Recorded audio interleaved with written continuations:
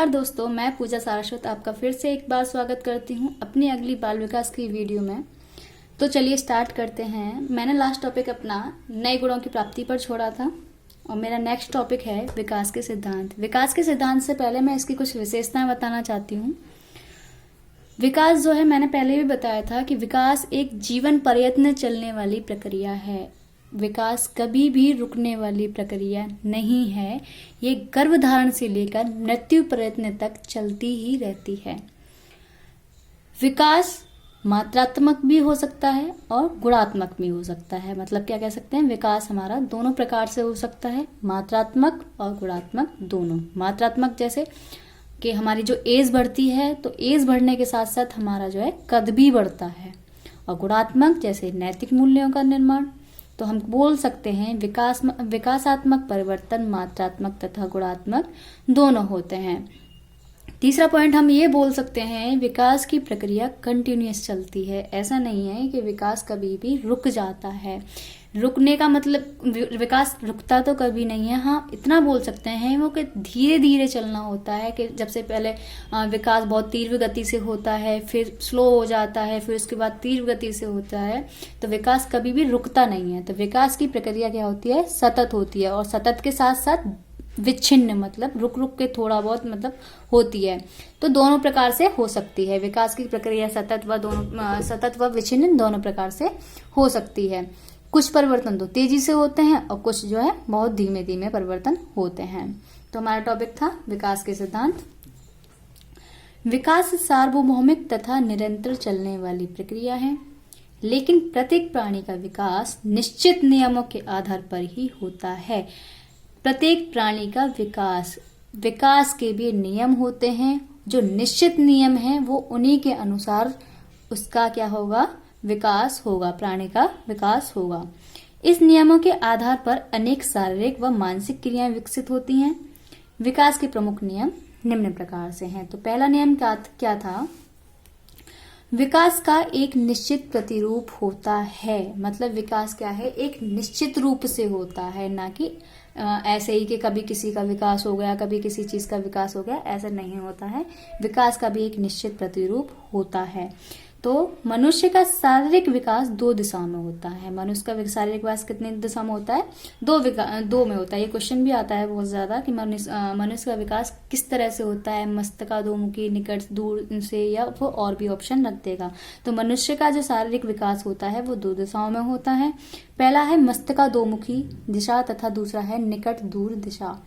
तो मस्तकाधोमुखी दिशा से मतलब क्या है कि मस्तक का मतलब हो गया हमारा मस्तक से।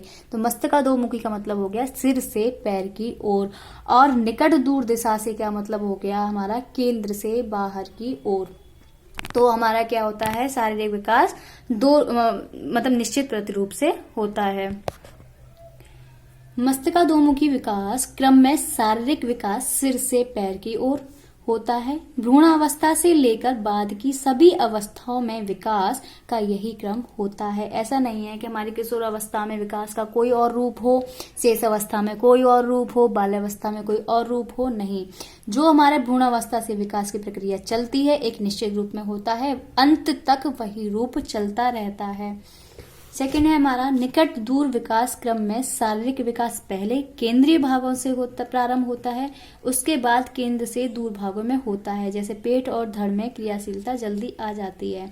हमने देखा होगा कि बचपन में जो लोग हैं पहले हमारी लंबाई पकड़ते हैं। जैसे मैंने बताया कि सिर से पैर की ओर होता है सबसे पहले विकास। तो सिर से पैर की ओर विकास होने के बाद फिर बोलते हैं ना कि चर्बी निकल रही है, पेट निकल रहा है, क्या है।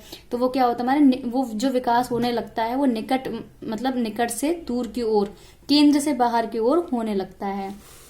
सेकंड पॉइंट है हमारा, विकास सामान्य से विशेष की ओर होता है। इसका क्या मतलब हुआ, सामान्य, पहले बच्चे जो है छोटी छोटी सामान्य वस्तुओं को करना सीखते हैं, उसके बाद कुछ वो बड़ी चीज सीखते हैं। पहले बच्चा ABCD लिखना सीखता है, तभी स्पेलिंग बना पाता है। तो इसमें हम ये एग्जांपल दे सकते हैं कि सामान्य से विशेष की ओर होता है। विकास क्रम में कोई भी बालक पहले सामान्य क्रियाएं करता है, उसके बाद क्रियाओं की ओर अग्रसर हो जाता है। विकास का यह नियम शारीरिक, मानसिक, संवेगात्मक, सामाजिक सभी प्रकार की विकास पर लागू होता है।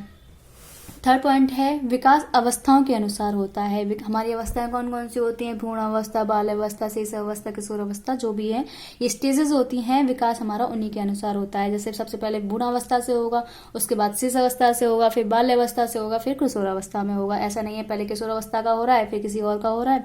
तो क्या कह दिया है? विकास अवस्थाओं के अनुसार होता है।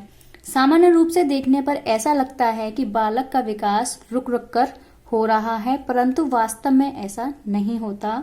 जैसे जब बालक के दूध के दांत निकलते हैं तो ऐसा लगता है कि एकाएक निकल आए, परंतु नींव गर्भाधारण के 5वें माह में पड़ जाती है। इंपोर्टेंट लाइन है।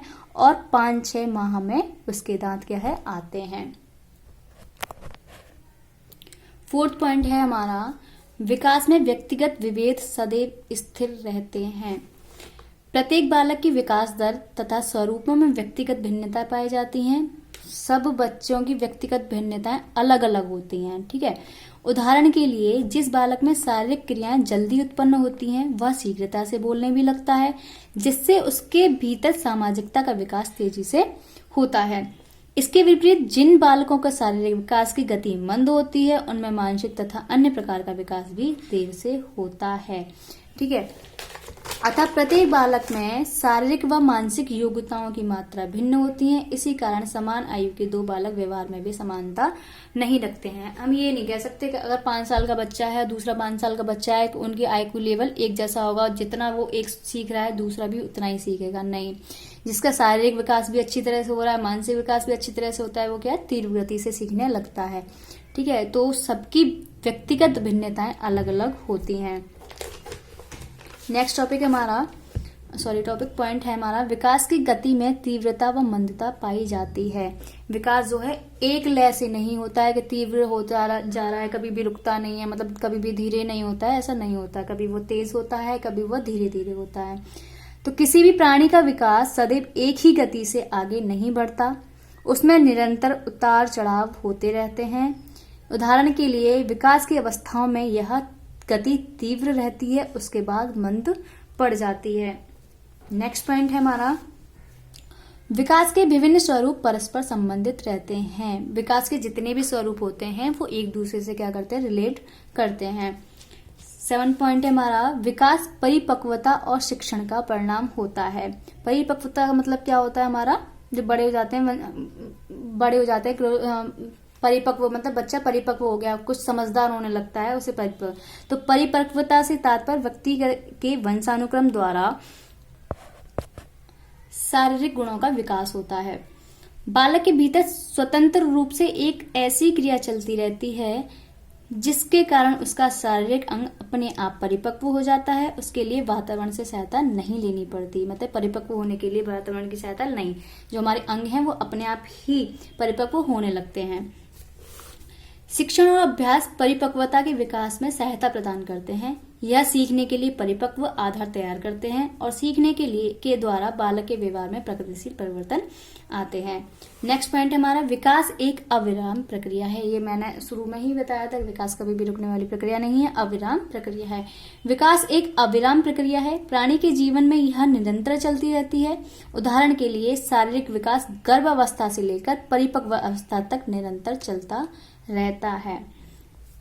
हमारे फिर इसका नेक्स्ट टॉपिक है विकास को प्रभावित करने वाले कारक के विकास हमारा किस तरह से होता है और कौन कौन से कारक उसे प्रभावित करते हैं। तो इसका फर्स्ट पॉइंट है हमारा वंशानुक्रम।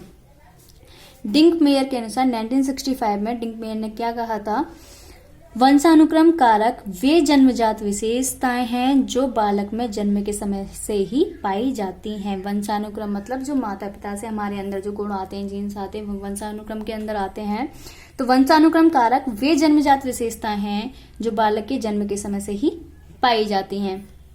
प्राणी का रंग, रूप, लंबाई, अन्य शारीरिक विशेषताएं, बुद्धि, तर्क, स्मृति तथा अन्य मानसिक योग्यताएं, मतलब प्राणी का रंग कैसा है, प्राणी का शारीरिक रूप, उसकी लंबाई किस प्रकार से है, शारीरिक विशेषताएं, बुद्धि, तर्क, स्मृति और जो मानसिक योग्यता है वो हमारे किस रिलेटेड है? वो हमारी वंशानुक्रम से ही रिलेटेड है। सेकंड हमारा वातावरण।